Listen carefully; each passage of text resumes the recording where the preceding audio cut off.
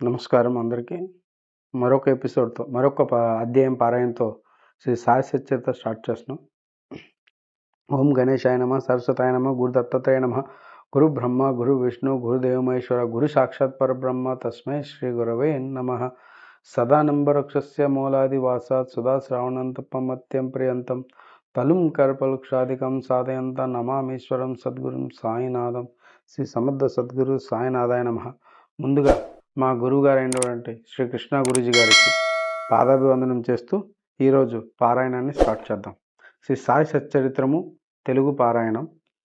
నిన్నటి వరకు 8వ అధ్యాయం కంప్లీట్ చేసుకున్నాం. ఈరోజు 9వ అధ్యాయం పారాయణం చేద్దాం. శ్రీ సాయినాథాయ నమః. శ్రీ సాయి సచ్చరిత్రము 9వ అధ్యాయం.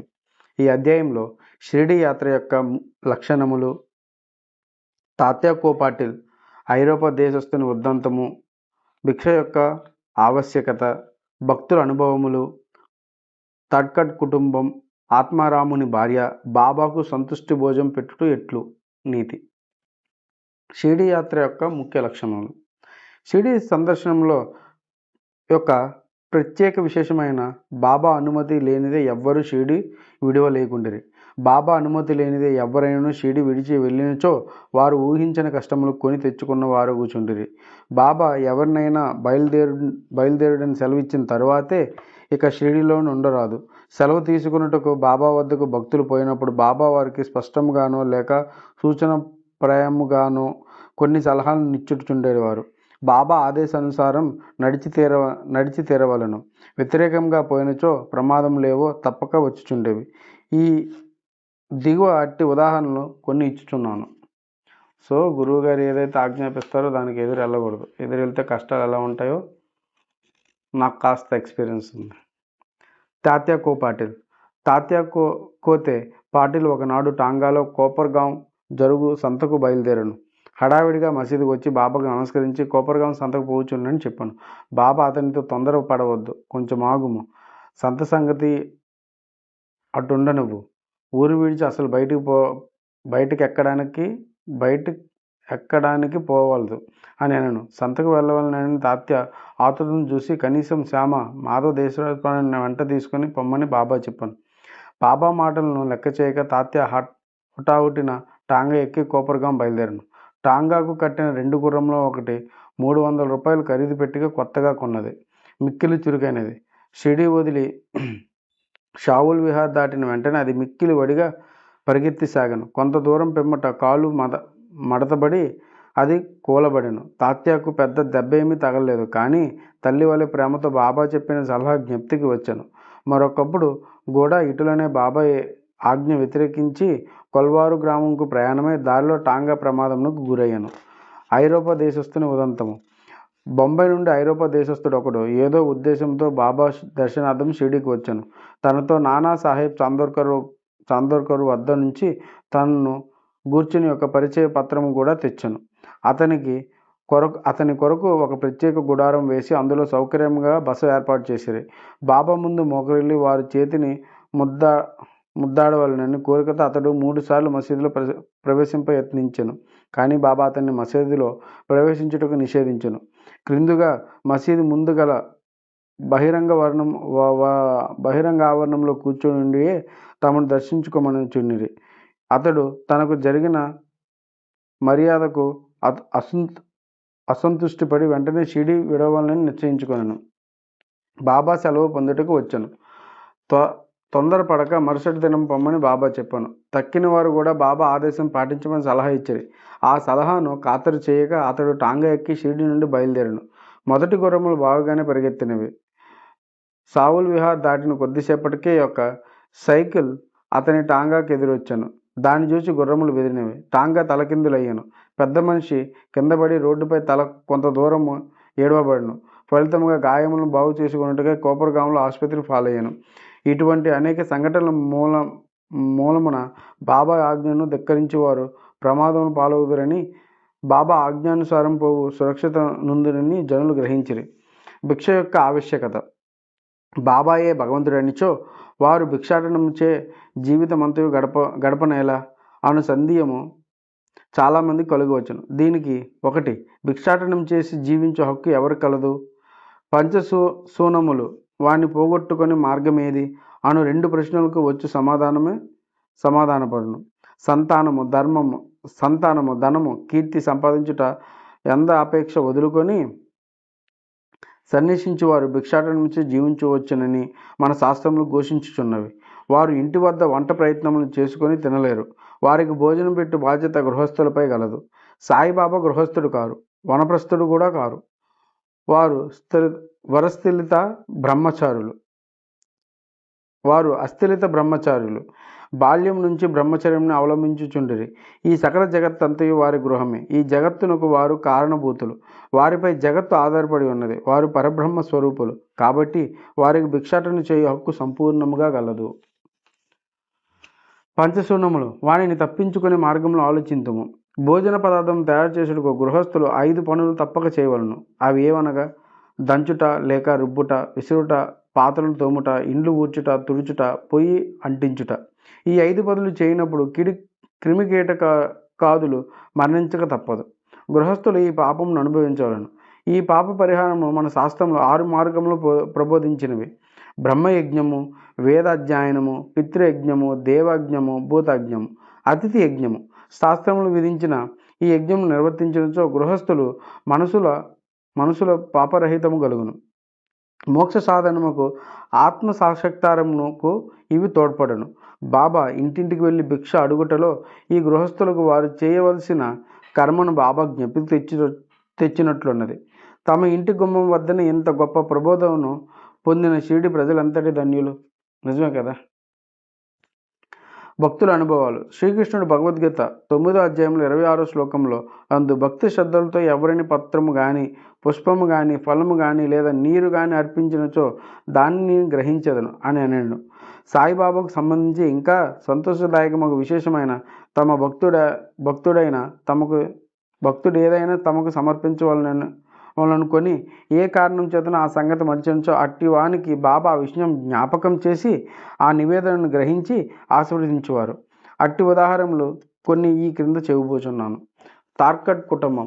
రామచంద్ర ఆత్మారాం ఓరఫ్ బాబాసాహెబ్ తార్కడ్ ఒకనొకప్పుడు ప్రార్థన సమాజస్థుడైనాడు.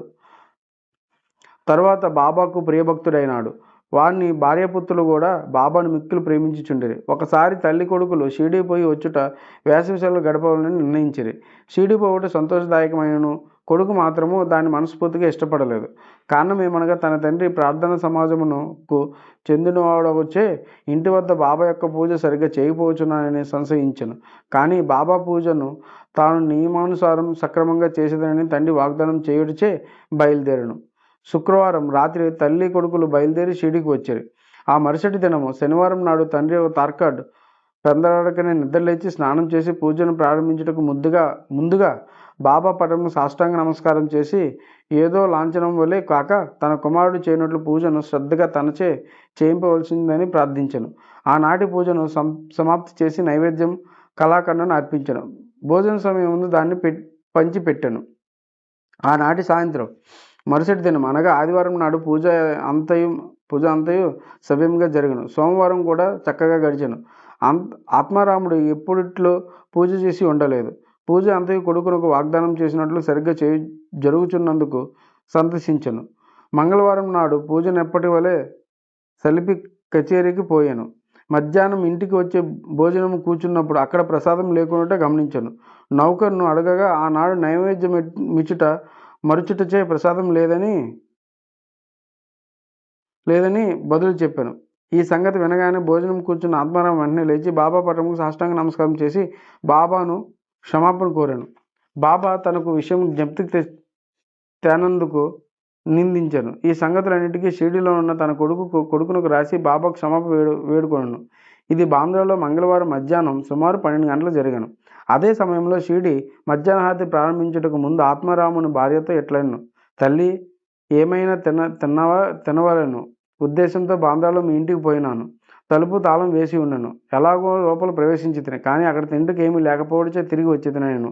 బాబా మాటలు ఆమెకేమీ బోధపడలేదు. కానీ ప్రక్కనే ఉన్న కుమారుడు మాత్రం ఇంటి వద్ద పూజల్లో ఏమియో లోటుపాట్లు జరిగినని గ్రహించి ఇంటికి పోవుటకు సెలవు నిమ్మని బాబా వేడను. అందులోకి బాబా పూజను అక్కడనే చేయమని, ఇంటికి పోవని అవసరం లేదని చెప్పాను.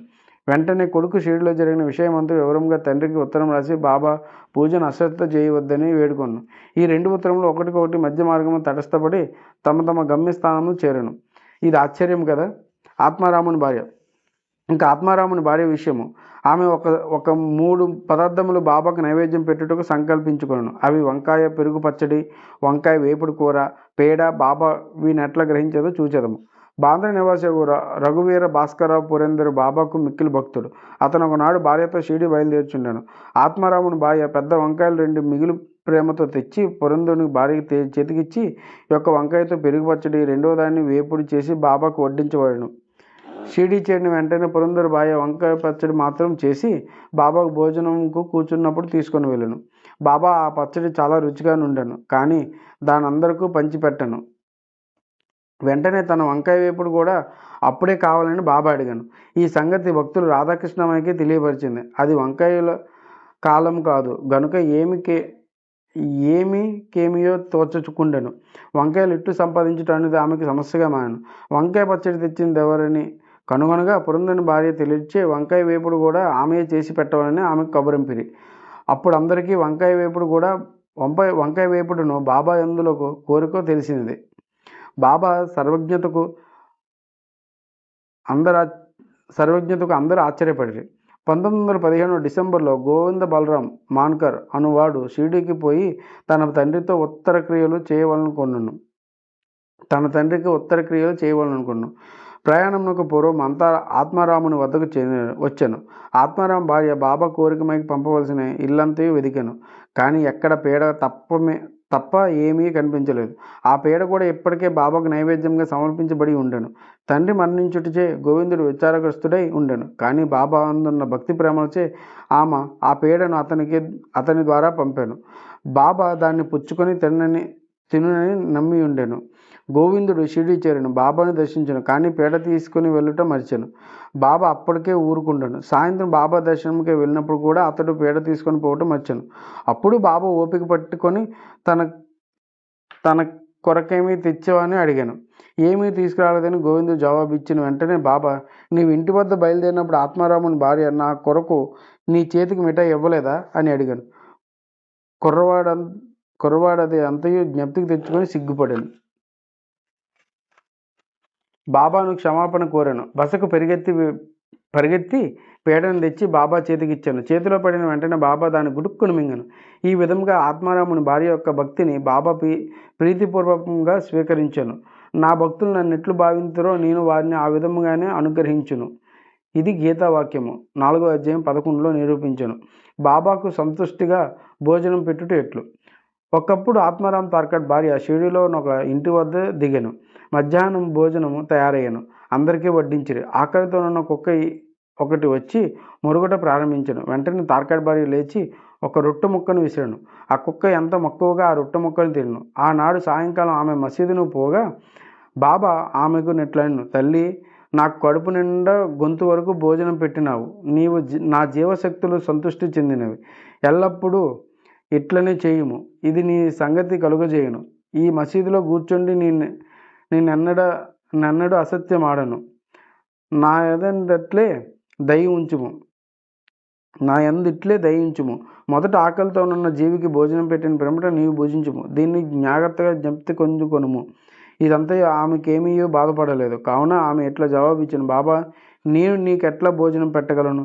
నా భోజనం కొరకే ఇతరులపై ఆధారపడి ఉన్నాను. నేను వారికి డబ్బిచ్చి భోజనం చేయుచున్నాను. అందులోకి బాబా ఎట్లా జవాబిచ్చాను, నీవు ప్రేమపూర్వకంగా పెట్టిన ఈ రొట్టె ముక్కను తిని ఇప్పటికీ తేనుపులు తీయుచున్నాను. నీ భోజనంకు ముందే కుక్కను చూచి రొట్టె పెట్టితివో అదియే నేను ఒక్కటే. అట్లనే పిల్లలు, పందులు, ఈగలు, ఆవులు మొదలైన అన్నీ నా అంశీయులే. నేనే వాని ఆకారంలో తిరుగుచున్నాను. ఎవరైతే సకల జీవకోటిలో నన్ను చూడగలుగుతారో వారే నా ప్రియభక్తులు. కావున నేను వేరు, తక్కిన జీవరాశి అంతయు వేరు అని ద్వంద్వభావము భేదమునకు విడిచి నన్ను సేవింపుము. ఈ అమృత తుల్యమగు మాటలు ఏమి హృదయమునంతయో కదిలించినవి. ఆమె నేత్రములు అశ్రువులతో నిండెను, గొంతు దగ్ధమయ్యెను, ఆమె ఆనందమునకు అంతు లేకుండెను. నీతి. జీవులన్నిటి యందు భగవంతుని దర్శింపుము అన్నది ఈ అధ్యాయంలో నేర్చుకోవలసిన నీతి. ఉపనిషత్తులు, భగవద్గీత, భాగవతం మొదలైన అన్నీ భగవంతుని ప్రీతి జీవి యందు చూడమని ప్రబోధించినవి. ఈ అధ్యాయం చివర చెప్పిన ఉదాహరణ వలన ఇతర అనేక భక్తుల అనుభవములను కూడా సాయిబాబా ఉపనిషత్తుల ప్రబోధములను తమ ఆచరణ రూపమును చూపి అనుభవపూర్వకంగా నిర్ధారణ చేసి ఉన్నారని స్పష్టమగును. ఉపనిషద్దాది గ్రంథముల్లో ప్రతిపాదింపబడిన తత్వము అనుభవపూర్వకంగా ప్రబోధించిన సమర్థ సద్గుడే శ్రీ సాయిబాబా. 9వ అధ్యాయం సంపూర్ణం. సద్గురు శ్రీ సాయినాథపరమస్తు. శుభం. అలాగే మా గురువుగారు అయినటువంటి శ్రీకృష్ణ గురూజీ గారికి పాదాభివందనం చేస్తూ ఈరోజు ఈ పారాయణాన్ని ఇంతటితో ముగిద్దాం. రేపు మరొక అధ్యాయంతో మన శ్రీ సాయి సచ్చరిత్ర పారాయణ మొదలు పెడదాం. సో తప్పులే పఠనంలో కానీ చెప్పే విధానంలో కానీ ఏమైనా తప్పుదా ఉంటే అందరూ క్షమించి మనస్ఫూర్తిగా అంగీకరిస్తారని కోరుకుంటూ, అలాగే please like and share, subscribe the Chitti cast and support మీ and support Chitti cast. Thank you.